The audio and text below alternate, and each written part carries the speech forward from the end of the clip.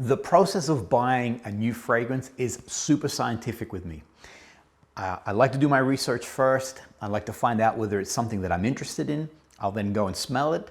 And then if I think that on a card it smells good, I want to now wear it on my skin. And normally the retailers that I work with or that I buy from, they see me coming and they're like, hooray! So they give me a decant. They give me a little decant, and so it gives me a chance to wear it for a week. Now I wear it for a week and I wear it in so many different occasions. I'll go to the gym in it, I'll go out on it, I'll go to the office, etc., etc. And I want to feel what that fragrance is about. This one, I blind bought. I had no idea.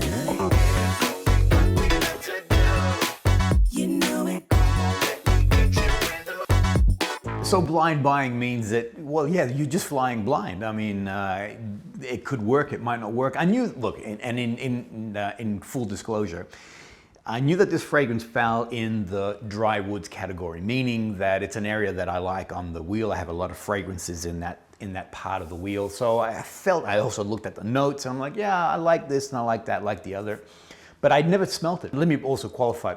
This is not a $50 perfume. This is $400, all right? For us Aussies, it's a $400 perfume.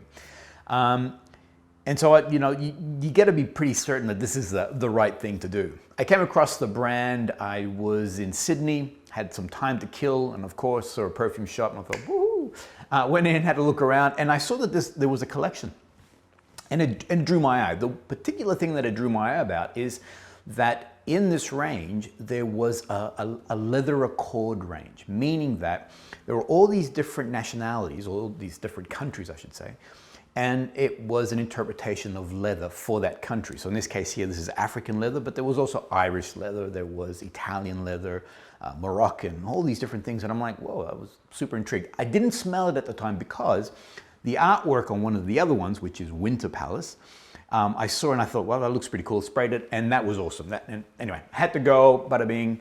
And so it was only by chance, one of my local perfume places had Memo, and it happened that they had a one-day sale, which with a huge discount behind anything in their range. And I thought to myself, I'd be a fool not to take advantage of this. And so I called them up and I said, recommend to me from this range something in that dry woods. And instantly they said, you got to get this. And I was super nervous, but I thought, what the heck, man, I'm going to jump in. And I bought African leather. I have to say that I don't regret it. This fragrance is phenomenal. Now, give you a little bit of background about Memo and who they are and what they do. It's a husband and wife team. They both love travel, and a lot of their fragrances are centered around travel, memories of traveling, locations. And Memo, they're leaving it a little bit vague, but it could be, in short for a memo, as in a memoir, or it could be about memory. So as you discover one of their fragrances, it takes you, the olfactory, takes you to that location. Anyway, African leather. Let's talk about this one. So African leather, blind bought. Was it a good deal? Oh my gosh.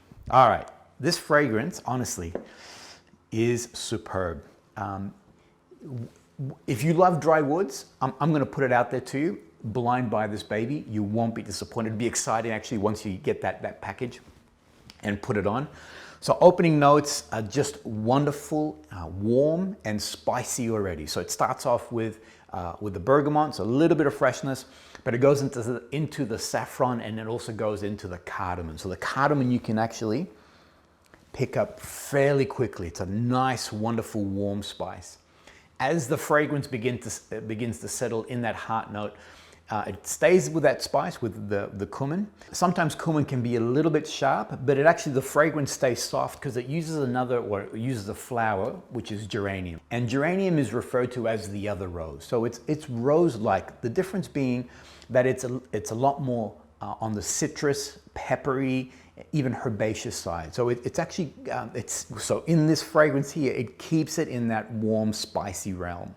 Finally, when it settles, it goes into that leather. I mean, the fragrance is all about an interpretation of what leather is. So it goes into leather, it goes into vetiver. It does have oud. Now, the funny thing is that the oud doesn't pop. So it's not a heavy woody note in there. It actually stays very warm and it stays very spicy, in my opinion. This is a very, actually, I would put this as a sensual fragrance. It's an awesome going out fragrance. I wouldn't recommend it on a warm day. I think it might be a little bit too heady, a little bit too heavy. But definitely as a going out, as a winter fragrance, as a lounging around, watching Netflix, chilling by the couch kind of fragrance, 100%. I mean, I don't know, there is a sensuality to this fragrance. Let's talk about the business side on this thing. So it's a $400 purchase, or $399 if you were to buy it here in Australia. The great thing about it is that it has awesome longevity on it. I'm getting 8 hours comfortably. Put it in the morning and I'm smelling it really, really well, even by the end of the day. The sillage on this is exceptional. It really projects. My son has fallen in love with African leather. This is his go-to fragrance if he's going out, if he's doing an interview or a meeting. This is a fragrance that he likes to wear. And so he's gone for the day, for work. When he comes back, as he comes in, I can smell African leather. It's not an overpowering fragrance, so don't think that it's actually, it's pungent or anything like that. There's a warmth, there's a sensuality to it. So for me, I love this fragrance. As something that I blind bought, I feel like I dodged a bullet. I absolutely enjoy wearing this fragrance. And when it comes to my wife, she's moderate.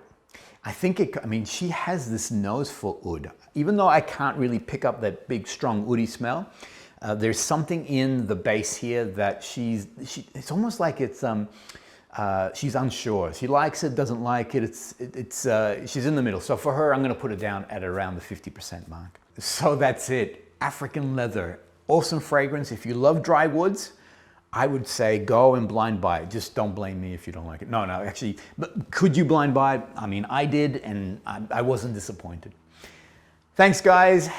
Make sure that you like, subscribe, and hit the bell button so as other fragrance reviews come out, you can be a part of that conversation. We'll see you on the next one.